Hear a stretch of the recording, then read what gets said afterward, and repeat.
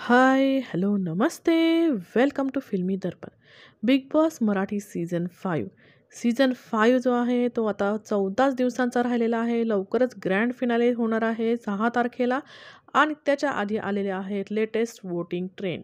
तर या आठवड्यामध्ये सगळेच्या सगळे जे सदस्य आहेत ते बिग बॉसने नॉमिनेट केलेले आहेत, की कोणीच राहायला नको. प्रेक्षकांना जो सदस्य आवडेल तो इथे राहू द्या, जो आवडत नाही तो जाऊ द्या.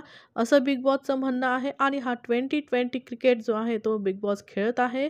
तर या आठवड्यामध्ये जे सदस्य नॉमिनेट झालेले आहे, सगळेच सदस्य नॉमिनेट झालेले आहेत. तर काय आहे वोटिंग ट्रेंड आपण ते पाहूयात. तर 8 नंबरला म्हणजे सगळ्यात खाली जे आहेत त्या आहेत वर्षा उसगावकर. वर्षा उसगावकर यांचा गेम जो आहे पहिल्या सुरुवातीच्या 1, 2, 3 आठवडे खरंच खूप छान होता गेम आणि त्यांनी खूप टफ फाईट दिली निक्की आणि अरबाजला, जान्हवीला आणि त्यांच्यापेक्षा खूप जास्त यंग असणाऱ्या लोकांना त्यांनी फाईट दिलेली आहे. तर वर्षाताईंनी सुरुवातीला खूप छान गेम खेळला, परंतु आत्ताच्या काही 2-3 आठवड्यांपासून त्यांचा जो गेम प्लॅन आहे, तो जो आहे तो पलटी मारलेला आहे आणि त्यामुळं प्रेक्षक पण त्यांच्यावरती नाराज आहेत आणि बहुतेक त्याच्यामुळंच त्यांना जो आहे तो 8 नंबर मिळालेला आहे. सगळ्यात कमी जे वोटिंग वर्षाताईंना झालेलं आहे. परंतु बिग बॉसच्या टीमचं खरंच मला वाटत नाही काही म्हणजे असं वाटतं की बाबा त्यांना वर्षाताईंना जिंकवायचं असू शकतं. कारण मराठी सिनेमा इंडस्ट्रीचा किंवा मराठी चित्रपट सृष्टीचा एक नावाजलेला चेहरा आहे वर्षाताई. आणि वर्षाताईंना जिंकवणं हे सुद्धा एक असू शकतं त्यांच्या मनामध्ये असं मला वाटतं. तर आणि सुरुवातीच्या काळामध्ये मला सुद्धा पर्सनली असं वाटायचं, की वर्षाताई जिंकायला हव्यात. कारण त्यांचं जे नेचर आहे खूप सॉफ्ट स्पोकन आणि खूप त्यांचं जे फायटिंग स्पिरिट आहे ते मला आवडलं होतं. परंतु नंतरचा त्यांचा जो गेम पाहिला त्याच्यानंतर वर्षाताईंचं नाव जे आहे ते खालच्या लेव्हलला आलेलं आहे.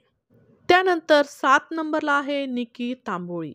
निकी तांबोळीचा गेम प्रेक्षकांना मुळीच आवडलेला नाहीये. पहिल्या आठवड्यापासून शेवटच्या आठवड्यापर्यंत निक्की तांबोळी प्रेक्षकांना मुळीच आवडली नाहीये. परंतु निक्की तांबोळी जी आहे ती शो रनर आहे.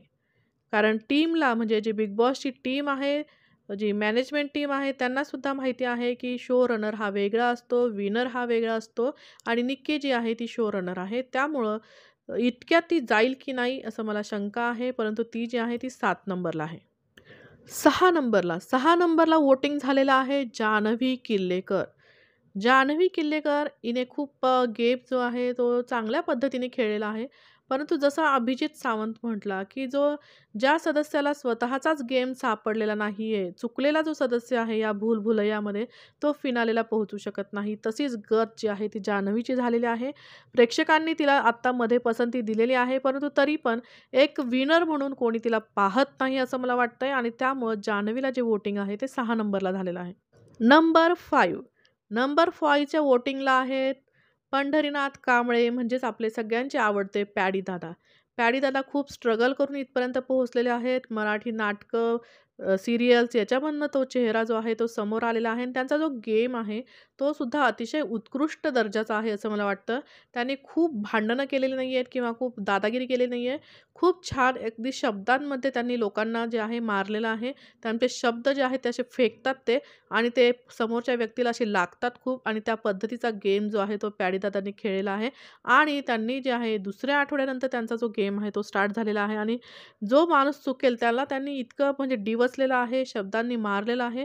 त्यामुळे त्यांचा गेम प्रेक्षकांना आवडलेला आहे. पॅडीदादा आहेत 5 नंबरवरती. नंबर 4 वरती आहे Ankita, Konkan hearted girl. Social influencer आहे ही, यूट्यूबर आहे आणि अंकिताचं म्हणायचं म्हटलं तर तिचं नेचर खूप छान आहे, सॉफ्ट स्पोकन आहे. तिला गेमची समज आहे. एक स्ट्रॅटेजी आपण पाहिलं ती खूप चांगली स्ट्रॅटेजी करते. रितेश सरांनीसुद्धा तिचं कौतुक केलेलं आहे स्ट्रॅटेजीबद्दल आणि चांगल्या पद्धतीचा गेम तिने खेळलेला आहे. परंतु एक गोष्ट तिची आहे, की बाबा तिने अशी माणसं धरून ठेवलेली नाही आहेत. तिने गेम जरी छान खेळला, परंतु ती धनंजय पवारला ती धरून ठेवू शकली नाहीये, ना अभिजित सावंतला, ना सूरजला. त्यामुळं कुठेतरी प्रेक्षकांच्या मनामध्ये अंकिताचं स्थान थोडंसं खालच्या नंबरला आलेलं आहे आणि त्यामुळंच अंकिता आहे 4 नंबरला. तर आता नंबर 3ला कोण आहे? नंबरला 3ला आहेत आपले सगळ्यांचे आवडते धनंजय पवार म्हणजेच डी-पी दादा. डी-पी दादांचा गेम जो आहे आत्ता मागच्या 2-3 आठवड्यापासून खूप प्रकर्षाने आपल्याला जाणवतोय.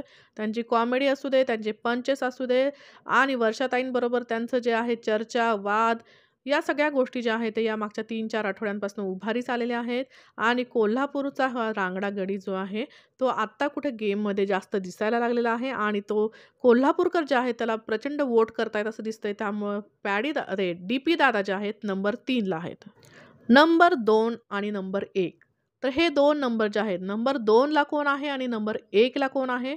जर आपण गेमचा विचार केला, तर जो सगळ्यात छान गेम या सीझनमध्ये जर कोणी खेळला असेल, तो अभिजित सावंतने खेळलेला आहे. म्हणजे सीझन 1 जो होता हिंदीचा, त्याच्यामध्ये राहुल रॉय या पद्धतीचा गेम खेळला होता आणि तो विनर होता त्यावेळेस. या पूर्ण सीझनमध्ये अभिजित सावंतने त्याचा जो कूलनेस आहे तो टिकवून ठेवलेला आहे, संयम टिकवून ठेवलेला आहे. त्याने कधीही त्याचा जो अँगर इश्यू त्याचा कधी झालेला नाहीये किंवा त्याने आपा कधी खोललेला नाहीये. जे आपा खोवणे असं जे म्हणतात, बऱ्याच वेळा अरबाजच्या बाबतीत झालं, तर ते त्याने कधीही त्याचा जो अँगल आहे तो कधीही दिसलेला नाहीये आणि अभिजितने खूप कूल माइंडेडनी एक प्लॅनिंग करून हा गेम जो आहे तो खेळलेला आहे. त्यामुळं बरेच जण अभिजित सावंतला एक विनर म्हणून पाहत आहेत. एक फर्स्ट इंडियन आयडॉल जो आहे, तो जर बिग बॉसचा विनर झाला, तर खरंच सगळ्याच मला वाटतं भारत देशाला आनंद होणार आहे, महाराष्ट्राला आनंद होणार आहे. तर अभिजित सावंतचा जर गेम म्हटला, तर गेमच्या दृष्टीने तो सगळ्यात उत्तम असा गेम अभिजित सावंत खेळलेला आहे. परंतु वोटिंगच्या बाबतीत जर आपण विचार केला, तर नंबर 1ला आहे सूरज चव्हाण. सूरजच्या बाबतीत जर बोलायचं म्हटलं, तर सूरजला महाराष्ट्राचं भरभरून प्रेम मिळत आहे. खूप वोटिंग त्याला होत आहे. कारण एका गरीब कुटुंबातनं तो आलेला आहे. त्याची पार्श्वभूमी, बॅकग्राऊंड जे आहे ते खूप हालाखीचं आहे आणि अशा परिस्थितीतनं हा मुलगा इथपर्यंत पोहोचलेला आहे. त्यामुळेच महाराष्ट्राचं प्रेम त्याला खूप मिळतंय. परंतु जर गेमचा विचार केला, तर सूरज चव्हाणला गेमची एवढी समज नाही. त्याला बऱ्याच टास्क जे आहेत ते समजत नाही किंवा कसं बोलायचं ते समजत नाही. तो माणूस म्हणून खरंच खूप उत्तम आहे. खूप म्हणतात ना, प्युअर सोल तो आहे. असा सूरज चव्हाण आहे. त्यामुळेच तो सगळ्या महाराष्ट्राचा लाडका झालेला आहे. परंतु गेमच्या बाबतीत जर आपण पाहिलं, तर तो बऱ्याचपैकी बाकीच्या सदस्यांपेक्षा थोडा कमी आपल्याला वाटतो.